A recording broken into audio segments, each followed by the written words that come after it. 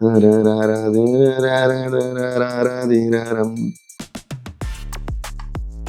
Amalapuram, it became a rage all across India in a South Indian language. It so happens that Amalapuram is my... Actually, once I got a very good compliment from my dear brother Allu Arjun. The likes of Rajamouli sir says that Devi has done once again. I think the best part about me is I'm totally unaware of all that.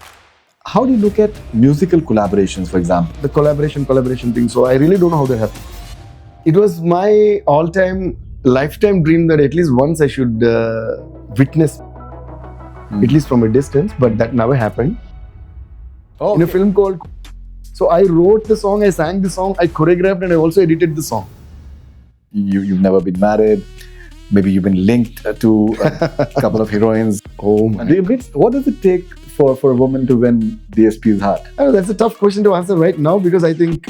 Hi everyone, this is DSP and you're watching Legacy Conversations with Faridoon Shahryar.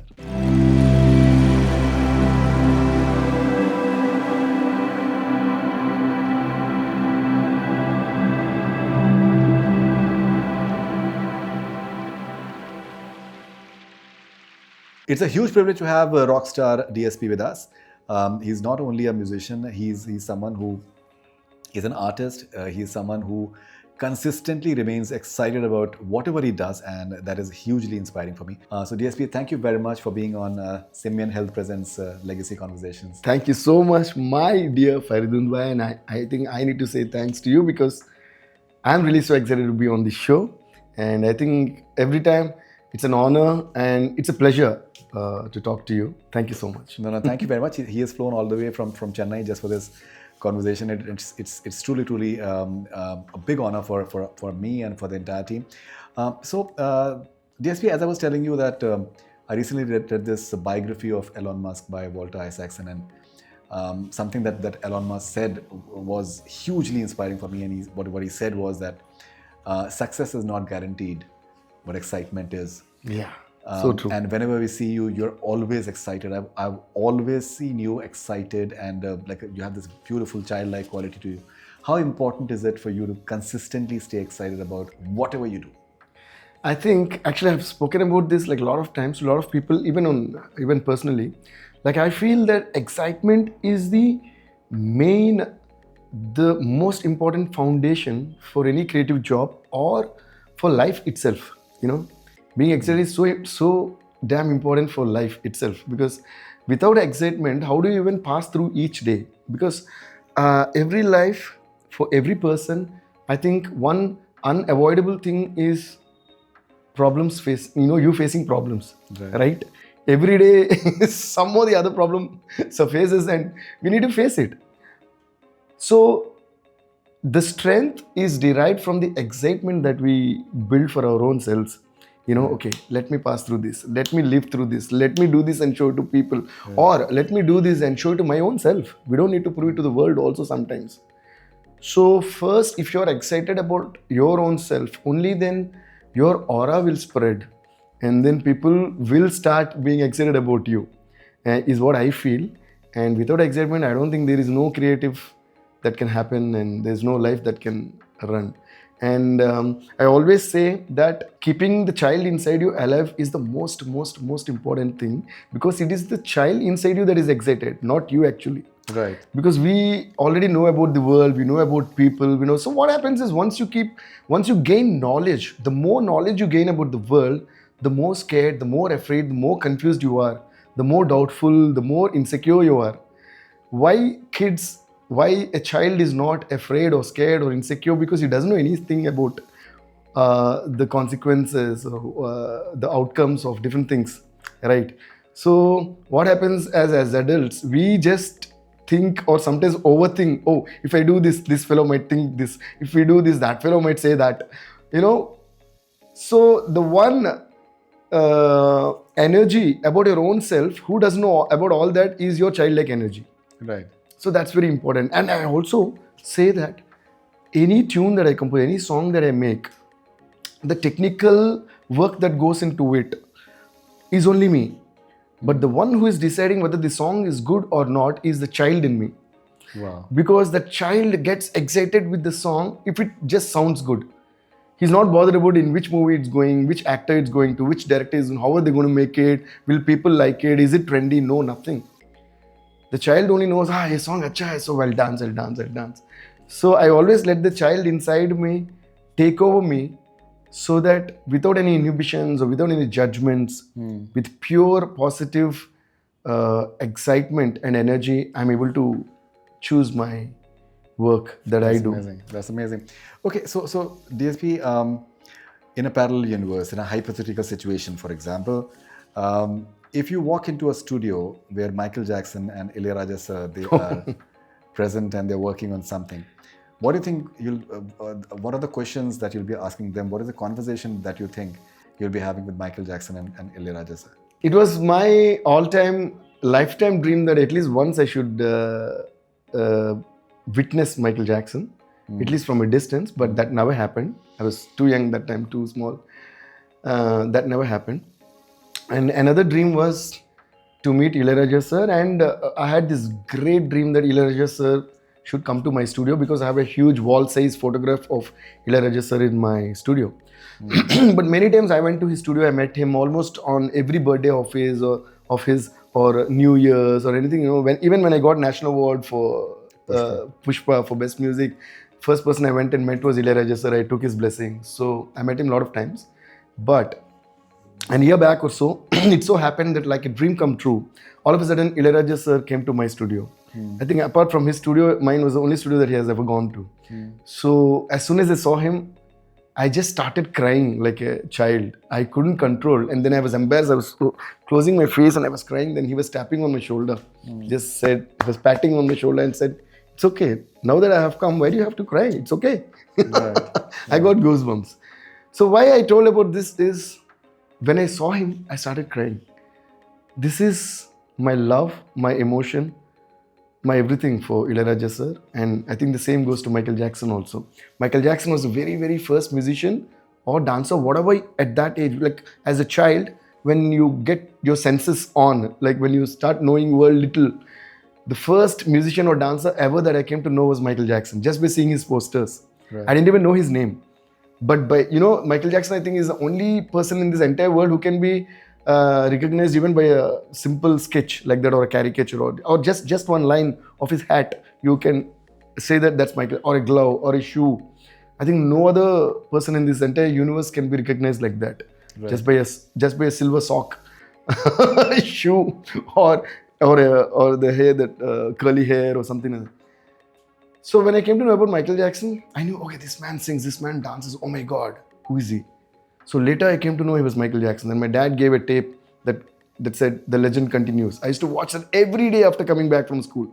Like for so many years. Even now, when I'm a little low or a little down, or if I don't know what to do in life, or if I think, oh God, what's happening? I just play Michael Jackson's videos in my home theater and just watch with big sound, big screen. And I'm energized and I'm ready for my life. So now you're talking to me about a scenario where there is Ilaiyaraaja sir and Michael Jackson. I don't even think I'll utter a word. I'll just be in tears just watching them do their thing. Right. And I think they are legends, and they are more than legends. They are gods for me, because it's like for me, it's like you're asking, if you meet God, what will you talk? What will you talk? We won't be able to talk anything. We can only feel the aura, feel the divine power, and just cry, I think. I'll just be in tears. Maybe I'll just cry. I'll just cry a little more because I'm seeing both of them together. And the greatness of legends, or greatness of maestros who led you through your life, I think you don't need to say or ask or speak anything. They taught us everything with their music. What all they have to tell to the world, they have already told us in their songs. Because each and every song that Michael Jackson made was not just a song. It's an emotion in itself. It's what he felt for the world. It's what he thought how the world should be. It's what he told the world, this is what you should do. So I think a small look from them towards me is more than enough for my life. That's beautiful. Okay, so Michael Jackson, he earned around $600 million last year through the royalties and the music. Which is absolutely unreal, that someone who's no more, but the music is so looked forward to by the world. People are consuming it like anything. Yeah. Now his biography is coming up, like his biopic is coming up. Yeah, I know, he's the most... tremendous excitement around the biopic.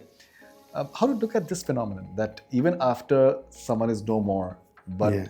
he has beaten the likes of Taylor Swift, for example, Yeah. which is unreal. Yeah, so that's a good question again, Faridoon sir. So, what I feel is like I think I can connect this a little to the previous answer that I said. When you said they are more than legends, they are more than maestros, they are gods. So, when you attain that godly status or that godly love from people, I don't think your existence matters anymore. Your physical existence does not matter anymore because you exist forever. So the no more does not count for these people. You know, maybe they are physically, maybe we can technically say they are no more because they're physically not present here. But the no more doesn't count for people like Michael Jackson. Right. They are there forever here in our hearts, and it's like every day they're speaking to us through their songs. And my sister's son, when he was now he's eight or nine, so when he was one and a half, he already became a Michael Jackson fan. Because I used to play Michael Jackson song, and he used to now he says, "Mama, play." Mama is uncle in our language. So boo mama, play Michael Jackson. He says, and now he has a little sister. Now she's just 3 now. She's a Michael Jackson fan now. So these guys are going to be Michael Jackson fans till they are 60, 70. So Michael Jackson is going to be forever. So this is, I think he's going to sell more. And it's not even about the money there, you know, it's about how many generations you're able to transcend to. Your music is able to transcend to. And that is brilliant, I guess. I don't think no other person in this entire universe can attain that kind of a success or reach or earn that kind of love ever again. Right. You've been composing for many years now, and you're one of the biggest composers that we have in India, and the success that you've seen is unimaginable. What does legacy mean to you? The songs that you've created, they have stood the test of time, and they have been recreated in other languages and loved. Any and every superstar wants you to compose for him. The likes of Rajamouli sir says that Devi has done once again. That tremendous credibility that you enjoy. So how to look at your journey from the bioscope of legacy? Okay, I think first of all I should be very, very grateful to people. I should be grateful to great people who say great things like this, like how Rajamouli sir said, or anybody who really acknowledge your work and say great things about that. I'm really grateful to them, and also grateful to each and every director and producer who have given me opportunities, right? And the actors, actresses, whoever, name them. And I'm very grateful to each and every one of them, because however talented you are and how much ever you can do, you're nothing without an opportunity. And also, when you want to do something and when you are for it, you will definitely find your opportunity, or your opportunity will find you. I'm saying both the things. But you always should be grateful to people who received your work with open arms and let you do what you wanted to do, right? So I think all these people who are a part of my journey, I'm always grateful to. And then legacy, I don't know how to really describe that, but I'll tell you from my point of view. Having hits or blockbusters or and nowadays people are going by how many views each song has and what collections and all that. I think the best part about me is I'm totally unaware of all that. I do not know what collections of a film means, and I do not know what number of views for a song means. I never know that. I will never want to know. What I go by is how much of your work has gone into the lives of people, and what difference has it made to them, or how long is it going to stay with them? Like how we're talking about Michael Jackson. Right. I mean, that is like enormous. That's like epic. Okay, epic level. But I'll tell you a few of my experiences, like one or two. Like recently I was in New York for Christmas and New Year's. Right. So I love to walk around when I travel, and I love to walk around Times Square and all that. That's a regular place where I stay. On Times Square I stay. And why I love to walk there is it's so lively all the time, and then you can see these musicians playing and some rappers singing and some dancers doing. How many ever times I travel there, like New York or Spain or all these places, all the musical places I love to travel because I can see a lot of musicians play on the streets, dance and all that. Whenever I see them, I just stand with the crowd, I clap, sometimes I jam with them and all that. They won't even know who I am, right? What I learned from there is, oh my God, this guy is so talented. That guy is so talented. I mean, even if I practice my entire life, I never know if I can ever be able to play guitar like him. I don't know if I can ever be able to dance like him. But see where God has put me in my country and see where they are here, which means it is reminding myself about the blessings that God has given me. Right. That is one most important thing. Then when I meet people, like in Times Square, I met a lot of people like Indian, like Tamilians, Kannada, Malayalam, and also some Hindi people who knew my songs, or some people from the north who recognized me over there. What they said is, what I believe is super hits and blockbusters anybody can have. Whoever is working in the industry can at some point they'll have. And I never take the credit for a blockbuster because at that point of time, the blockbuster is credited to many factors, like how they are promoting the film, or who is the actor, who are the actors in the film, or how big the film is, or how well it is, whatever. But when I feel the happiest is then these people who walked up to me and said, "Sir, your music is a part of our lives. You know, when we heard your love song, that's when I fell in love. And you know what? I proposed to my partner with your song. Or, you know, my kids listen to your song and I made a song for my father. It's called Nanak Premto. And that, when I lost my father, I made that song. And that kind of took off like fire. And then it became like an anthem for fathers. So everybody plays on the father's birthday or on the father's memorial, or if they remember, or anything, they play that song for their fathers. Right. So when they mention about that song, all this, when people tell me that my music actually became a part of their life, that's when I really feel so happy and I feel that, okay, my life has made some meaning, you know. So all these years of work has already got some fruit. Okay, so whatever I'm going to do from now is again, you know, that's refueling, that's fueling my further journey. And also this is going to be like a bonus. Like people, they say, you know, you're a part of our family because you're a household name.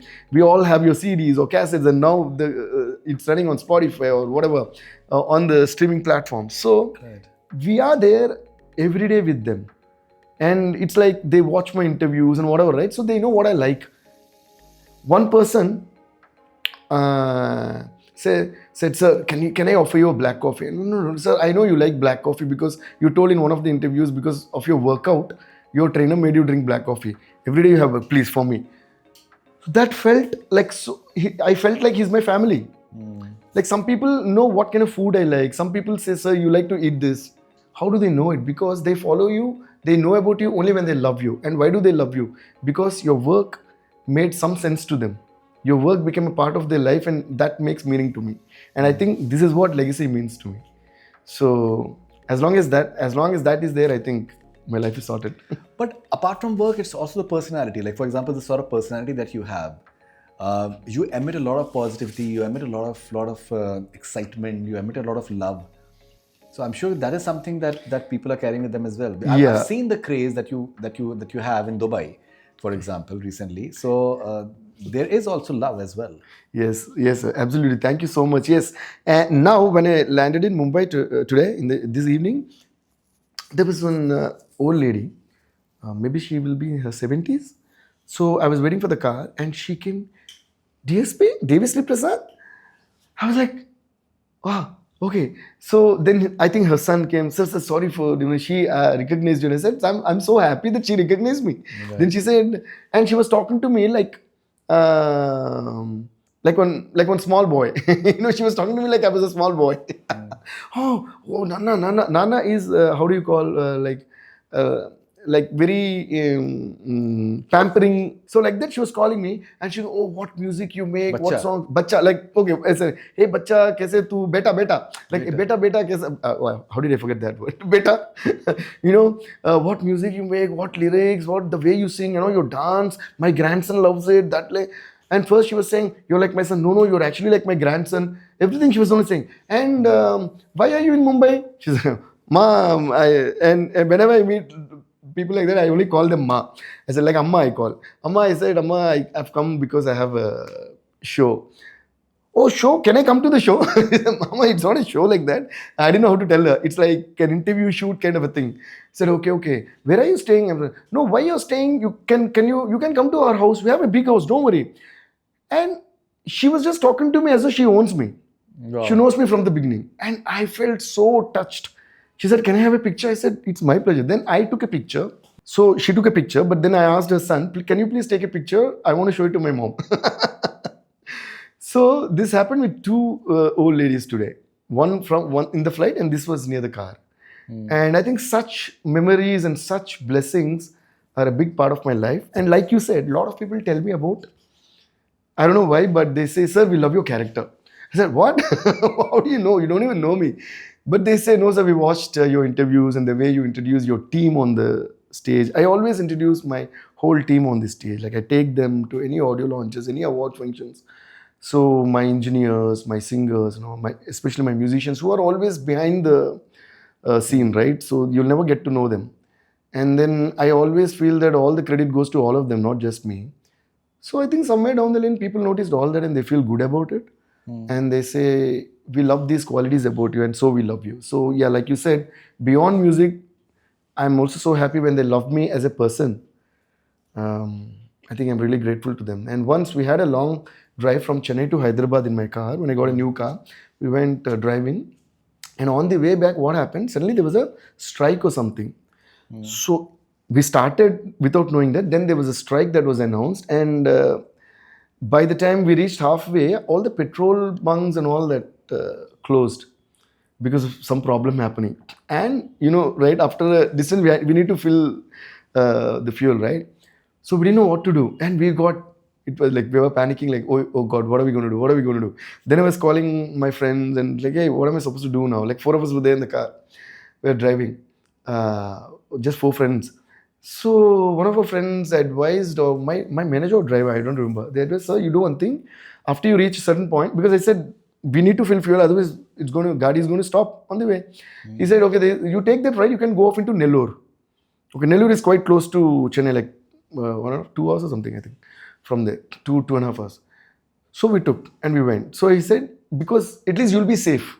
You won't, if you stop on the highway, it'll be a problem for you in the night. Right. Because it was getting dark, by the way. It was in the night. So we took a right and went off into the railroad. After halfway, we entered the city and then the car stopped.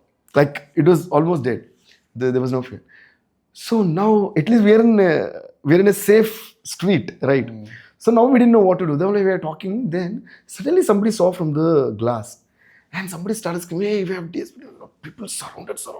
So many people gathered, and I was like, we didn't expect that. So we started again. Oh my God, we should have stayed on the highway only.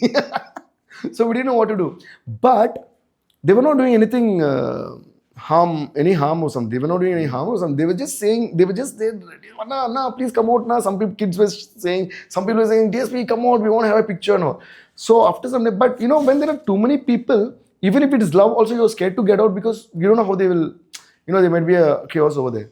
But then I thought, okay, how long are we going to be in the car? But they're all like calling me so much out, so let me get down. So I got out of the car and they're like, hey, screaming and all that. They came, Anna, what happened? Why are you here? What is this? Can we take pictures? Okay. Then we just told them, this is a problem, the fuel. Oh, you know what? Hey, come on. He called his friend. It was like an action film all happening again. Like they came, they took a bike, like 3 of them. Then they got a huge, the can. Then they went. And they took one of my friends with them. They said, sir, you please come with us. Then they went. I don't know what happened. So we were taking pictures with all of these people. They were saying, no, we like this song, that song. And it was like imagine in a marriage, if you're in between like hundreds of your relatives, in between your hundreds of relatives in a marriage, in a wedding, it was like that. So then after some time, these guys came. Then my friend was telling me, man, you're so blessed that you're having this kind of love. You know what these guys did? They went, the petrol bunk was closed. This guy went, he went behind, he took me to his house. They knocked the door and woke up that fellow who owns the petrol bunk. They said, DSP. Oh, really? Then he came rushing. He opened it. He filled this thing and gave us. And they came, poured in our car. Then I said, how much? Nah, what is this? They didn't take money, nothing. Safely they started. They guided us. They followed us on the bikes till the we reach the high bend, then there's like one huge family. I'm getting emotional even now. They gave us a farewell and sent. Right. So That's wonderful. these are the things that I'm going to carry forever in my heart. Your eyes are moist right now. How sensitive are you? I don't know. I am. I think we are all sensitive, but I always want to be strong. That's it. I want to be strong because I've seen a lot of things in life right from my childhood. My father's health and that and this, and how my mom supported my dad, and lows and highs, everything. So I made up my mind long back that okay, let me stay strong. So I always feel that, like how I believe that happiness is a state of mind, like that I set rules to my mind and heart. Like, okay, whatever happens, keep going. Whatever happens, keep going. Be strong. So that's why I say the only unavoidable thing is facing problems. So when you know that, you might as well be prepared for that, and instead of sitting and oh my god this happened, oh my god this happened. But no matter what, there'll be times when you'll be like forced to be, you'll be forced to sit at one place and worry about something and think deep about something. All that happens, but I think finally, okay, let's get up and run. Right. Okay. So right in the beginning of your career, when you started creating hits, for example, like Ante Amalapuram, I think that's one of your earlier hits, for example. Did I pronounce that? Ante, yeah, you're perfect. Yeah. So now, once you taste success, for example, then obviously that goes without saying that people want you to repeat the same thing again and again. But at the same time, you get an idea that what is popular. Because creating popular music is not easy. Art is extremely subjective, and it's something which is very personalized for any individual whatsoever. But creating something which is loved by masses is very difficult, and it should not be taken lightly. So once you experienced it, did you start creating your next few songs or like songs after that that it should stand the test of time? Like say 20 years down the line, this song should be as fresh. Yeah. And everyone should know about it. Yeah. Did you started having that element of commitment? Commitment has always been there, but I avoid calculations because any creative substance, any creative work cannot happen based on calculations, is what I feel. What I believe is the emotion is always going to be universal and forever, because the core emotion, like you said, how sensitive I am now. You asked me, right? Right. Being sensitive about something, like I'm very, very, however strong I am, I'm very sensitive towards people whom I really love or who's very close to me. I'm very sensitive. Like I'm like, suddenly I feel like I'm like two different people outside and inside. Right? Why is it so for most of us? Because the core emotion is always universal, no matter in which era we are existing. Right. Okay, so even if why are we still singing songs that were made 50 years back, 100 years back? Right. Because the core emotion of it was right. So, for example, there are only two emotions, sir, in this world: happiness and sad. Sad and happy. Being happy, being sad. Right. There are only two emotions. There's nothing more. You just narrow down all the emotions. You will be you're happy or sad. That's it. The whole world is in this only, within these two emotions. Okay, so these two emotions are going to stay true forever and ever and ever. Okay, so imagine 50 years back, somebody is coming and telling someone, imagine we were existing 100 years back, both of us were talking 100 years back. If you tell me, DSP, your music is amazing, I'm going to feel happy. 100 years later, you're going to tell me, your music is, I'm going to feel happy. Again, 100 years back, if I tell you, sir, what an interview, you're going to feel happy. 100 years later, same thing, right? The emotion is same. But if you come and say, what kharab music you have done, I'm going to feel sad now also, 100 years back also. So, the same thing happens in love, which means in relationships with your friends, parents, father, mother, your loved ones, anything.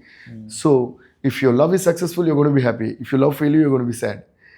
So, this core emotion is going to stay the same. So if you always aim your poetry or music or your writing or whatever, if you bring it out from your real emotion, it's going to stay forever. So there is no calculation to that. So if you talk about some songs which are easily getting lost, in the travel of time, which means they're not actually aiming at the emotion. They're not actually singing it or writing it or making it with the real emotion. They are done with some kind. Okay, this kind of rhythms are like happening now. This kind of sound is happening now. This kind of genre is happening now. Then that's not wrong, but still you keep. So the outer covering is only like the clothes that we wear. Just by wearing good clothes, you can't become a good human. You can wear whatever you wear. Your raw human nature, what is there inside you, is going to be the same. Of course. So the human nature, the rawness, is what is the emotion of the song.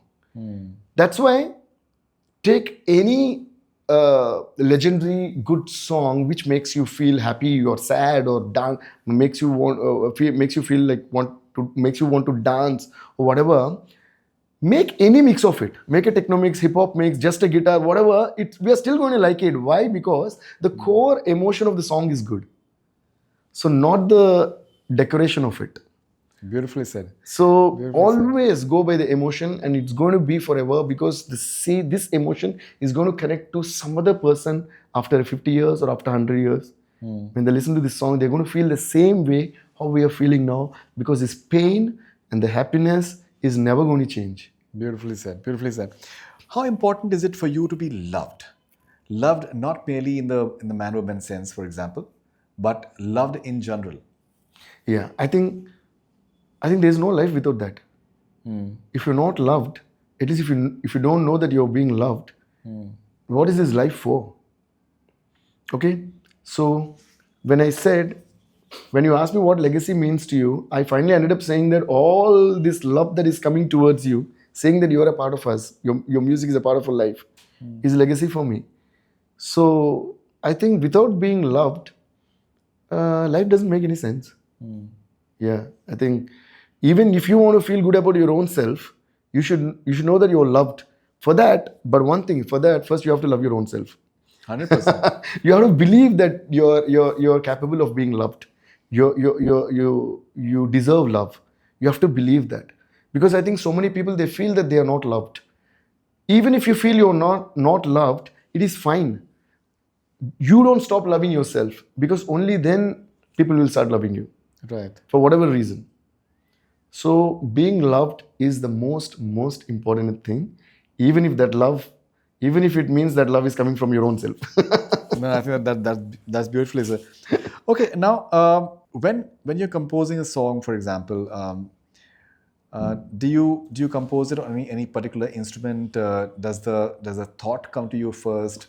Does it come with certain words, for example, certain random lyrics that obviously maybe getting changed later on by a professional lyricist?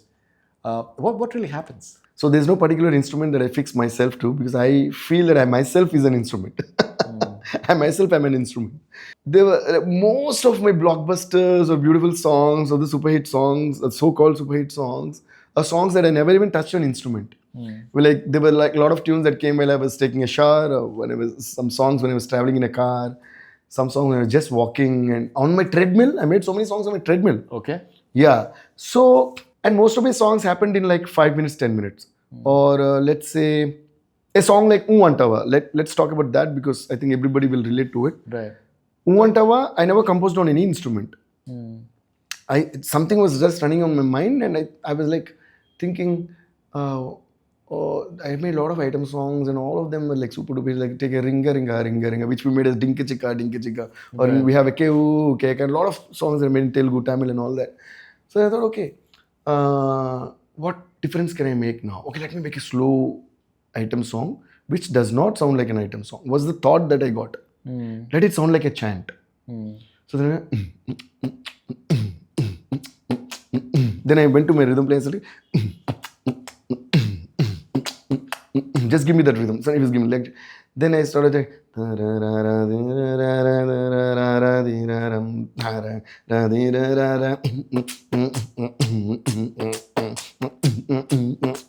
that's it. I started like that. Everybody started. So I wanted it to have a very chant kind of a feel and very trancy feel, which will just put you in a loop. And that's how I started that. And the entire song has only 4 notes, if you have ever noticed or heard about it. Za za ga ga ga ga, re re re re re re, sa sa sa sa. And and the mukra is the same, the cross is the same, and the hook is the same. Right. There is no change in the tune, and that thing comes for 5 times. Can you ever believe that a song will be made like that with 4 notes, and it's only one phrase? Da da da da dee da da da da da da da dee da da. That's it. Right. This repeats again and again and again and again, no change. So, Antava, Mava, Antava, Mava. Even the hook is the same, cross is the same. Right. Okay, then we made this, and then I started singing some rough lyrics on it. Okay, then I put, okay, now because the rhythm is so straight, then I thought I want to come out with a crazy signature, which should be, this isn't like straight 2/4. I thought, let me put something in a triplet or something, which will be hatak hatak ke jana hai. Like in between the beats. So I thought that should not go with the rhythm. It should go like when you're walking, if you're tripping and falling on something. I always have a very visual representation of the music that's going on in my head. So I thought, what if you're walking and there are a lot of cables? See how the cables are, cables or something, some bricks or stones. You're just tripping on that.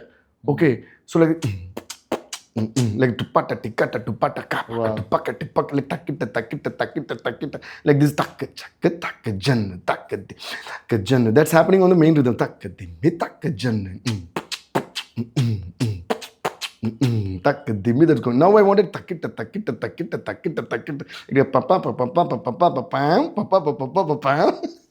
So I came out with that phrase, and then I sang that to my keyboard player. I sang,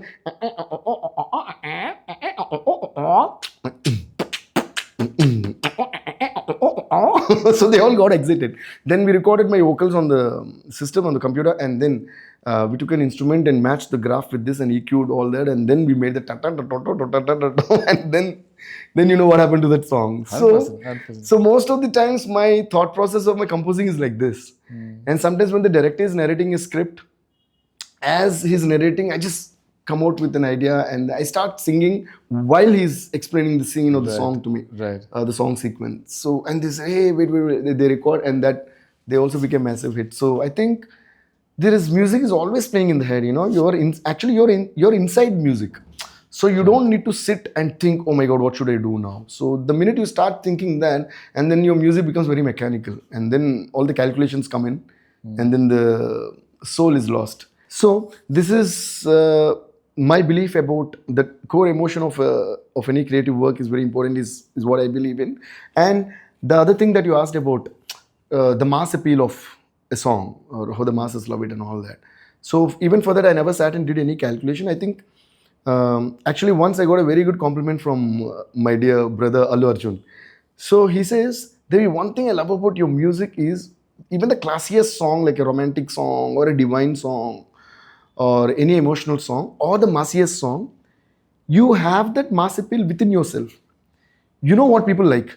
Maybe because of your shows. I think my shows add a lot, because I'm always, most of the time I'm on the stage performing. I know right royally like what people are liking, what they don't like, and all that. So he said that is there inside you. So I think you're one music composer who never has to sit and think, what will people like? Whatever you like, people will like, because you have the people inside you. So I felt that, I said, Arey wow, how beautifully said.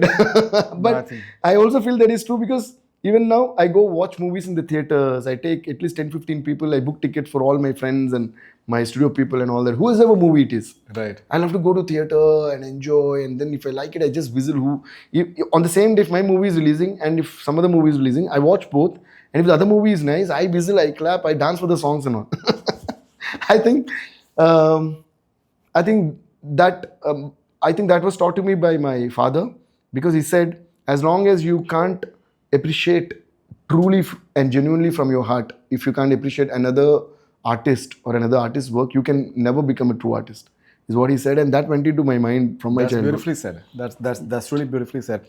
Okay, now you have a very unique distinction that a song like Ante Amalapuram, for example, that Ante Amalapuram, it became a rage all across India in a South Indian language. Yeah. Not a dubbed version. Yeah, and there was never a pan-Indian concept also that time. So it just... Exactly. So this song in its original format, it became a rage. Yeah. Like in parties and everywhere whatsoever, the song was playing whatsoever. Yeah. Did you find that fascinating? You know? Yeah, because that was the time when I used to get a lot of calls from Mumbai and wherever, all northern parts. northern parts of India, as you get a lot of calls saying, "Arey, this song is rocking." That is, I said, "Hey, ye Telugu film mein, like, why is it even playing there?" And all the discotheques and all the clubs, pubs, everywhere it was playing. So then it crossed borders and it went abroad and everywhere it was playing. I was like, wow. So, and you know how I made that song? That was for a movie called Arya. And when I made that song, okay, this can also answer your previous question. Like, how do I make songs with some random words when I compose? So, Ante Amalapuram was a word I put in while composing the song itself. Right. So I made the song with that word, and and it so happens that Amalapuram is my mom's town. So that's the place where she gave birth to me. So my grandparents used to live there. So as kids, we used to go to Amalapuram again. So Amalapuram is my. So I had a special place for Amalapuram in my heart. So, and like how you teach kids, right? A for apple, B for ball. Like in Hindi, we say A say Amar, E say Imli. Right. Like that. You know, that is like A ante Amma is how they teach in Telugu. Like A ante Amma. A means A for Amma. Like A for whatever, E for something, E for like that. So that I adopted to Ante Amalapuram. But in my heart, Amalapuram is also my Amma's place. So Ante Amma became Ante Amalapuram. I just did that. And Ante, then E Ante, like that. I just started That's doing beautiful. some rough words. And the producer, director, and Sukumar sir was the director for that. Okay. And that was again Allu Arjun's big bang into movies. Yeah. So, Dance like anything. yeah, so Ante Amalapuram like blasted all over the place. So it so happened that I put my birthplace ka name in that, thinking it's my mom's. So that, but it worked. Then I went to Veturi sir, who is a legend of lyric writers, very elderly person, and it was my dream to work because my father used to adore him a lot. So I went to him. Then I was quite scared to tell him, sir, this is the tune, but I just put some rough words, sir. Please don't mind about that. Right. So, like imagine if you're going to Gulzar Saab or something and just singing some random words, we'll be scared to sing, right? So I went to him. So Veturi sir is like that.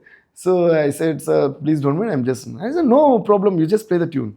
But it was already recorded, so I couldn't change the words. I just played. So it said, Ante Amalapuram, Ante Tanana, Andhra Janam. Like that, 2-3 words I put.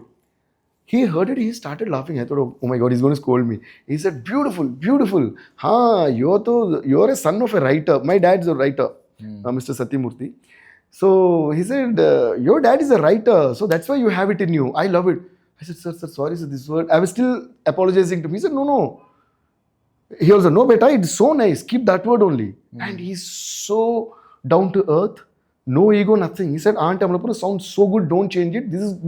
That word itself is going to rock for this song. So keep it Ante Amalapuram. No, now you tell me what you want next. Then I told him, so Ante something, E Ante. Then he started writing on the spot. Right. So that's how that song emerged, and that's what happened to that song after that. So most of my songs, when I compose itself, have I just put in all these words, like some hook lines and some mukdas, and I have a whole concept of the song almost there. And most of the song I have written also, like fully.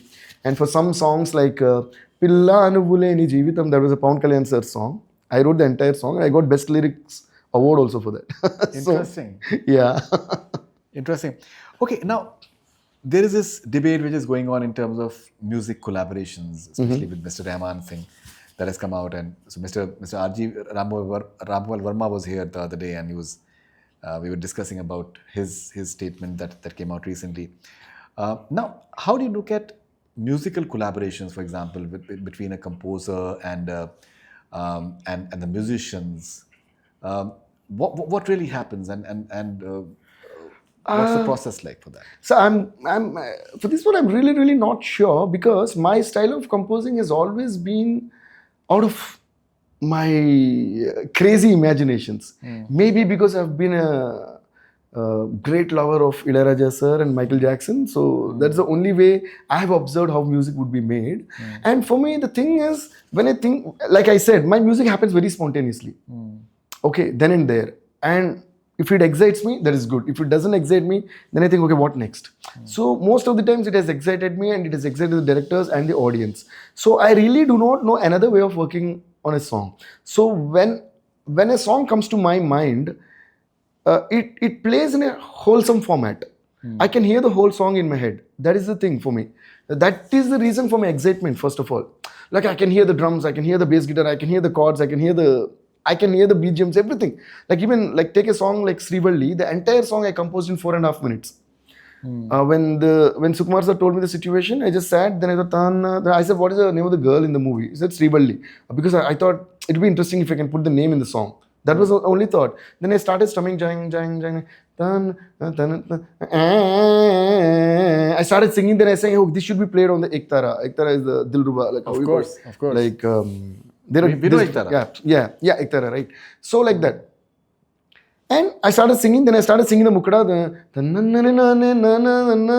That time I was strumming on a guitar. Chupe Bangaramaine. That word was given by Chandra Bose sir. So I had that word. Then I thought I'll put Srivalli. Then I started singing. Immediately they all started like, "Wow, this is good." And then I sang the entire song, like the BGM, the interludes, then the antaras, and then it is done. So this is the way I compose. So after I compose, then I think, okay, who will play the Ektara? Call him. Then he listens to the note, or I sing and show him, or I give him the note, I plays. Then call the guitarist. So my music happens like that. So I really have never worked on this thing called the collaboration thing. So I really don't know how that happens. And you arrange your music as well? Yeah, I arrange my music. I do. So most of my songs still. So for so many movies, the entire rhythm programming and the keyboard programming and the conducting, everything I was doing myself. Then later when I started having my own team, so they also have been working with me for a few years to understand what I want. So now I've set up my whole thing in such a way that wherever in the world I am, the work doesn't stop. Like my system is always hooked to my studio, and I can hear the whole thing from my system anywhere, and then I sing and send. So my rhythm player understands when I say he knows which kick when I say he knows which kick it is. So that clarity I have in my head, and when it's a hip hop, I know I'll say, and he knows which clap it is. Right. I think and sometimes even if I work with new people, like for example, I went to Budapest recently to record my latest song for Pawan Kalyan sir's film. Right. So when I went there, I was singing and showing them like the annotations, and then the where I want the stress and the pause and the accents and all that.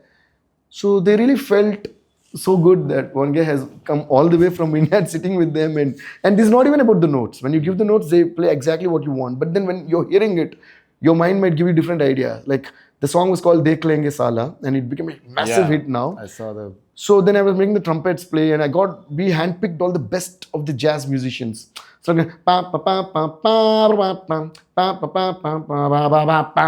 so even how much ever notes you write, when they are playing, because of their brilliance, your mind will come out with some new ideas. Like if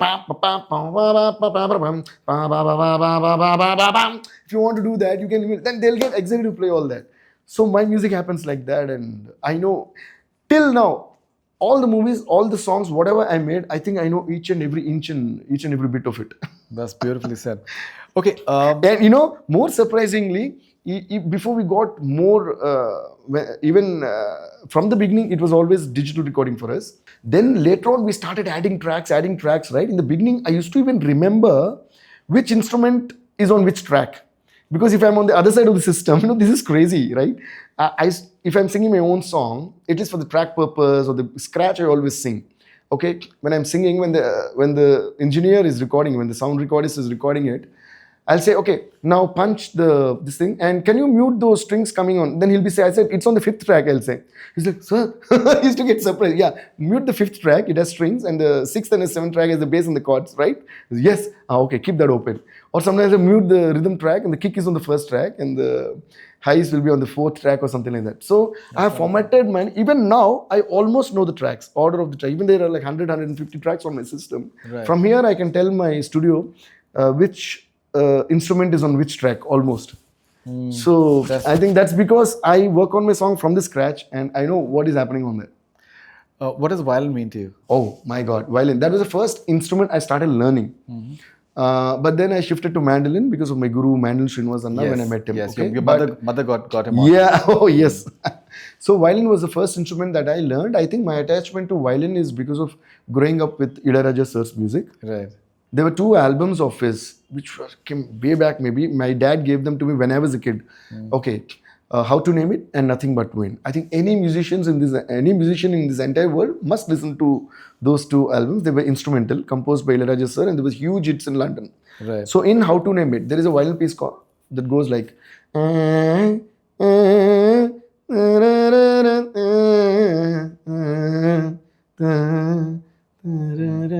Wow. You'll start crying. All those compositions, and there are a lot of songs of Ilaiyaraaja sir. Even I think you will be knowing this song, Sundari Kannaloru Sedi, and there's a violin version of that. Wow.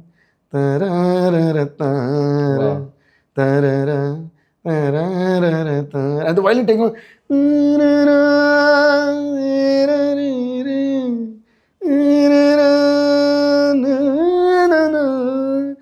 You just start crying. I think all those songs made me feel like, okay, I must learn violin, and that's how I started learning. Then I was also learning vocal, and finally, I think they always say, right, in your life, when the right time comes, you'll meet your guru. And because of my mom, my mother took me to Man Srinivasana, introduced me, and from that day, he became my guru for life. And I totally shifted to mandolin.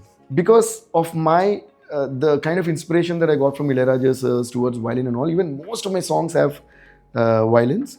And I'm one of those I'm one of those music composers, even till today. For all my films, I use the entire orchestra, even though I compose on keyboard and all that. And later I layer with the entire orchestra, like I call all the violinists, cello players, violas, and double bass, and everything.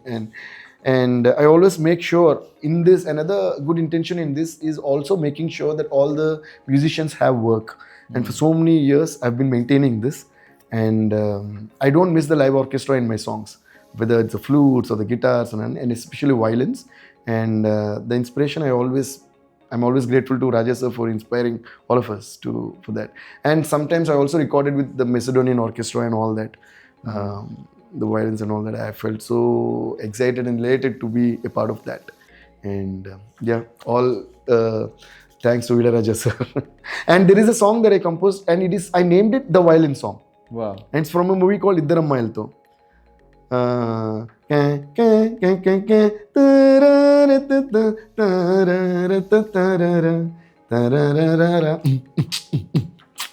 It's a mix of rock kind of a thing, Right. And violin, and the classical violin, and that went to become a massive hit. It's kind of an English song with English lyrics and Sanskrit lyrics happening. It's a mix of a lot of things. When you find time, please do listen to it. 100%. Okay, Yeah. now you turning an actor with Yellamma, and you'll be providing the music and the background score for that as well.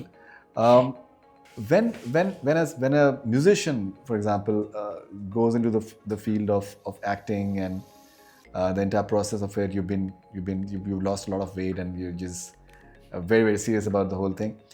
When a musician goes into the terrain of acting, for example, a lot of his fans, they also have this notion that will we continue to get the music that is so special for us. Yeah. So what would you want to tell those fans? Because music is my life. Like when you enter my studio, there's a huge picture that says music is my life. Music is going to be my life forever, and music is going to be my first preference always. And even this acting is a part of my music. That's how I'm seeing it. So this film in itself is going to have some great possibility of music. It's going to have great music. Not because I'm doing it, but the story itself is musical. That's the reason I agreed to do it. And whenever people approach me for acting, this has been going on for a while. I've been listening to a lot of subjects, but then, like I said, unless I'm excited about something, I never jump up and do it. And so I've been like turning down a lot of offers. If you like, okay, this is good, but we need to work on it and all. Then suddenly Yellamma comes to me, and within 1 month, 1.5 months, everything happens. Within the 5 minutes of the first meeting, I said, wow, this is what I wanted to do, maybe. And my first movie, when I was introduced as a music composer, happens to be Devi, which means goddess again. Right. Devi is another name for Yellamma. Of Okay. course. Then You told me again, about that. yeah, like Kalima, like that. Yellamma is like that. Right. So, and after again, now I'm going to be introduced as an actor, and unexpectedly, the first movie happens to be Yellamma, which is again goddess. So I'm really excited about that. But definitely my music career is going to be my first and importance. And also thanks to Dilraju sir, the producer of Yellamma, because when he approached me for the movie itself, he said, give me like 10 days per month. That's it. I won't disturb you more than that. And the rest of the time you continue your music. So we'll plan the schedules in such a way that it doesn't disturb your movies or musical projects. So that wonderful. made me okay. I like feel very secure and say yes to this. And even the director, Mr. Venu, he's also very supporting in that. And he himself is an actor, by the way. So the way he narrated and the way he's going to make it is going to be brilliant, I guess. So yeah. So like I think that will answer the question to all the people who are concerned about this. And I believe you're starting the shooting next month. Yeah, the plans are still going on because right now I'm in the making of the background score of Pawan Kalyan sir's Ustad Bhagat Singh. Right. So and also another couple of films, songs and all that. So mainly I want to complete the background score of Ustad Bhagat Singh and then make the rest of the plans. And also I think all my directors are very supportive of me and they always wanted me to act.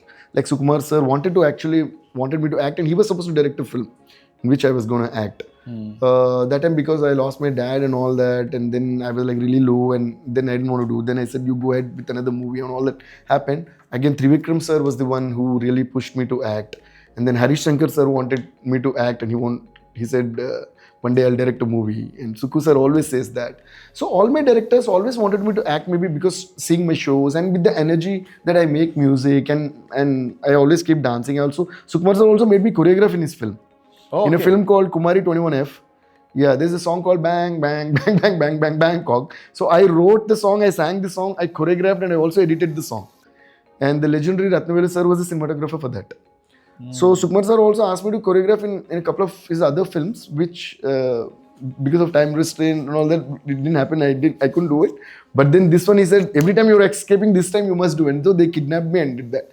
So he always said, you have to do this. This has to be, and Trivikram sir always used to say, God has given you so much, but I think you're making use only 10% of it. When he sees my shows, he used to say. And then producers like Allu Arvind sir and Danu sir from Tamil and Dilraju sir was always saying, let's do a film. So all this encouragement is the reason that I got really courageously took a step forward, because the whole industry is, that's why that day when it was announced, almost all the directors, everybody tweeted saying, I found it so sweet. I found it so emotional actually. Everybody called me, Sarji, you're gonna rock, we are there with you. If you have any doubts, please ask us. You want any advice? It was so sweet, right? It is so sweet. So all the people, and I've worked with all of these people and we have given blockbusters together. I think all the love is coming back in this form, and this Yellamma also is going to be another big tribute of mine towards music and towards all the people who love my music. And even the score that I did for the Yellamma glimpse itself, people are loving it. Right. So yeah, we are trying to do a lot of very interesting things for this movie musically. It has been a common factor, somewhat common factor with a lot of great artists that they may be extremely outgoing and extrovert, but at the same time they also experience extreme loneliness as well, and some of them, they are able to channelize that loneliness into solitude, and that solitude actually contributes to their creativity in a big way, because somehow it's very important that when you know that you're special, that you should not be available to everyone. Because as we've been discussing about the energy part of it, that if you have something special and if it is easily available to anyone whatsoever, they may possibly contaminate it. So maybe solitude is a better option, where you can just mull over the thoughts that you have, mull over the creativity that you have, and create something timeless. How do you look at this? Okay, that's a very deep but yet very interesting question. I think this is something we all must realize and accept, that what I feel is the one thing in life that we can never control is another person. Okay, so when you call it solitude or call it being lonely or being loneliness, whatever, why I'm talking about why the control over another person is how much ever you love or how much ever you're loved. If it's a relationship or any relationship, whether it's love or with your siblings or with your father, mother, with your friends, with your partner, Yeah. you can never have a complete control over another person, which means the relationship with you is never guaranteed. We never know till when it's going to last. So, one thing we all should be ready is not to depend on another person for your inner emotions, for your inner happiness or emotions. So, be ready to accept loneliness whichever time it comes to you. Okay, so if you're prepared for that, you will start enjoying loneliness. Then you will start calling it solitude. Then you will start calling it peace. Because this is what people search for after they face some heartbreaks or whatever, right? This is what they search for in reverse. What I'm saying is, if you're ready for it from the beginning, then look at life, look at solitude as an early morning sunrise, or a sunset, or a full moon night ka moonlight. Okay, when you can enjoy that, or when you can equate that to a beautiful feeling like that, whenever you're alone, just tell your mind that it is a beautiful time. Because you cannot force someone else to be with you to avoid your loneliness. Right? So what I feel, I describe the loneliness or the solitude is itself like a partner. So you're never alone. Why? Because loneliness is with you. Who is with you? Loneliness is with me. So I'm not alone. Right? And then have the guts to convert that loneliness into creative time. Think of beautiful things. Think of putting out your best self into best self forward and put that into your creative work.